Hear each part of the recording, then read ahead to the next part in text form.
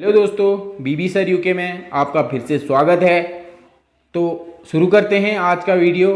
देखते हैं पहला क्वेश्चन। अ आ के बाद इह ई हो तो दोनों मिलकर ए बनाते हैं, इस परिवर्तन को कहते हैं। अ आ के बाद इह ई हो तो दोनों मिलकर ए बनाते हैं, इस परिवर्तन को कहते हैं। गुण संधि, दीर्घ संधि, अयादि संधि, यण संधि। तो हमारा राइट आंसर हो जाएगा यहाँ पे ऑप्शन नंबर ए, गुण संधि। ठीक है दोस्तों, आगे बढ़ते हैं। शुद्ध वर्तनी का चयन कीजिए। शुद्ध वर्तनी का चयन कीजिए। अधोपतन, अधपतन, आधिपतन, आधपतन। ठीक है दोस्तों, तो हमारा दूसरे का राइट आंसर हो जाएगा यहाँ पे ऑप्शन नंबर बी, अधपतन। ठीक है दोस्तों, अगला क्वेश्चन है। ईश्वर तुम्हें सफलता दे। ईश्वर तुम्हें सफलता दे किस प्रकार का वाक्य है? तो देखिए दोस्तों, यहाँ पे ईश्वर तुम्हें सफलता दे, तो जो यहाँ पे ईश्वर तुम्हें सफलता दे वाक्य है, तो किस प्रकार का वाक्य है पूछ रहा है। ठीक है, ऑप्शन हो जाएंगे हमारा यहाँ पे प्रश्नवाचक वाक्य, विस्मयवाचक वाक्य, निषेधवाचक वाक्य, इच्छावाचक वाक्य। तो ऑप्शन डी हो जाएगा हमारा राइट आंसर, इच्छावाचक वाक्य। अगला क्वेश्चन है। कारण के अभाव में कार्य की उत्पत्ति का वर्णन किस अलंकार का लक्षण है? कारण के अभाव में कार्य की उत्पत्ति का वर्णन किस अलंकार का लक्षण है? ऑप्शन ए हो जाएगा विभावना, विरोधाभास, परिकर, अन्योक्ति। तो चौथे का राइट आंसर हो जाएगा हमारा यहाँ पे विभावना, ऑप्शन नंबर क। अरविंद का पर्यायवाची शब्द है। अरविंद का पर्यायवाची शब्द है। ऑप्शन है सुंदरता, महर्षि, कमल, सूर्य। ठीक है दोस्तों, तो हमारा पांचवें का राइट आंसर हो जाएगा यहाँ पे ऑप्शन नंबर सी, कमल।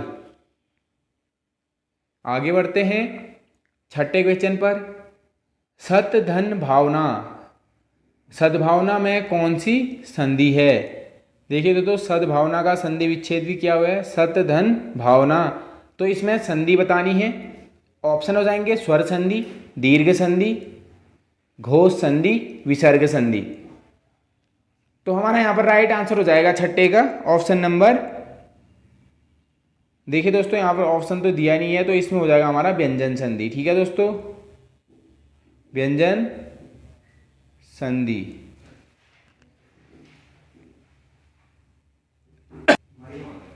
आगे बढ़ते हैं। कोयलों की दलाली में हाथ काले। कोयलों की दलाली में हाथ काले लोकोक्ति का अर्थ है। कोयले का व्यापार कठिन होता है, व्यापार करने से हाथ काले हो जाते हैं, बुरे के साथ करने से कलंक लगता है, अच्छे का संगत करना चाहिए। तो सातवें का राइट आंसर हो जाएगा हमारा यहाँ पे ऑप्शन नंबर सी, बुरे का साथ करने से कलंक लगता है। बुरे का साथ करने से कलंक लगता है। आगे बढ़ते हैं दोस्तों। अगला क्वेश्चन जो है, ये तो आप सभी को आना ही चाहिए बेसिक। हिंदी दिवस किस दिन मनाया जाता है? तो हिंदी दिवस किस दिन मनाया जाता है? ऑप्शन हो जाएंगे 14 जून, 14 सितंबर, 14 अक्टूबर, 14 नवंबर। ठीक है दोस्तों, तो हमारा आठवें का राइट आंसर हो जाएगा यहाँ पे ऑप्शन नंबर ख, 14 सितंबर। अगला क्वेश्चन है। मूर्धन्य ध्वनियाँ हैं। ठीक है दोस्तों, तो मूर्धन्य ध्वनियाँ कौन कौन सी है? ऑप्शन हो जाएंगे हमारे क, ख, ग, घ, च, छ, ज, झ, ट, ठ, ड, ढ, त, थ, द, ध। देखिए दोस्तों, पिछले वीडियो में मैंने बताया था कि ड और ढ मूर्धन्य ध्वनियाँ होती हैं। तो यहाँ पर ऑप्शन नंबर सी हो जाएगा, ट, ठ, ड, ढ कौन से हो जाएंगे? मूर्धन्य, यानी कि मूर्धन्य ध्वनियाँ हो जाएंगी। ठीक है दोस्तों, आगे बढ़ते हैं अगले क्वेश्चन पर। संविधान के अनुच्छेद 351 में किस विषय का वर्णन है? तो ऑप्शन दिया गया है यहाँ पे, संघ की राजभाषा, उच्चतम न्यायालय की भाषा, पत्राचार की भाषा, हिंदी के विकास के लिए निर्देश। ठीक है दोस्तों, तो हमारा संविधान के अनुच्छेद 351 में जो मिलता है हमारा हिंदी के विकास के लिए निर्देश दिया गया है। ठीक है दोस्तों, ऑप्शन नंबर घ राइट आंसर हो जाएगा 10वें क्वेश्चन का। आगे बढ़ते हैं। निम्नलिखित में से वाक्य के शुद्ध रूप को चयन कीजिए। तो वाक्य के शुद्धतम रूप को चयन करना है। ऑप्शन दिए यहाँ पे, रोटी बच्चे को पकाकर खिलाओ, बच्चे को रोटी पकाकर खिलाओ, बच्चे को पकाकर रोटी खिलाओ, पकाकर रोटी बच्चे को खिलाओ। ये 4 ऑप्शन दिए गए हैं दोस्तों, शुद्ध रूप का चयन करना है। तो हमारा 11वें का राइट आंसर हो जाएगा यहाँ पे ऑप्शन नंबर ख, बच्चे को रोटी पकाकर खिलाओ। आगे बढ़ते हैं 12वें क्वेश्चन पर। आए थे हरि भजन को, आए थे हरि भजन को ओटन लगे कपास, आए थे हरि भजन को ओटन लगे कपास। ठीक है दोस्तों, इस दोहे का अर्थ बताना है। तो यहाँ पर दिया गया है ऑप्शन, भगवान की भक्ति प्रत्येक व्यक्ति नहीं कर सकता, मार्ग से भटक जाना, मुख्य कार्य को त्याग कर अन्य कार्य में लग जाना, और अगला ऑप्शन है भक्ति करते हुए व्यापार करना। ठीक है दोस्तों, तो हमारा राइट आंसर हो जाएगा यहाँ पे ऑप्शन नंबर ग, मुख्य कार्य को त्याग कर अन्य कार्य में लग जाना हो जाएगा। आए थे हरि भजन को ओटन लगे कपास का अर्थ हो जाएगा ऑप्शन नंबर ग। ठीक है दोस्तों, अगले क्वेश्चन पे बढ़ते हैं। वे रहीम नर धन्य है, वे रहीम नर धन्य है पर उपकारी अंग बाटन वारे को लगे, वे रहीम नर धन्य है पर उपकारी अंग बाटन वारे को लगे, जो मेहंदी को रंग रहीम। ठीक है दोस्तों, उपरोक्त दोहे में कौन सा अलंकार है? तो दोस्तों ये दोहे में अलंकार ढूंढना है। ऑप्शन दिए गए हैं यमक, श्लेष, परिसंख्या, उदाहरण। ठीक है दोस्तों, तो हमारा 13वें का राइट आंसर हो जाएगा यहाँ पे ऑप्शन नंबर डी, उदाहरण। आगे बढ़ते हैं।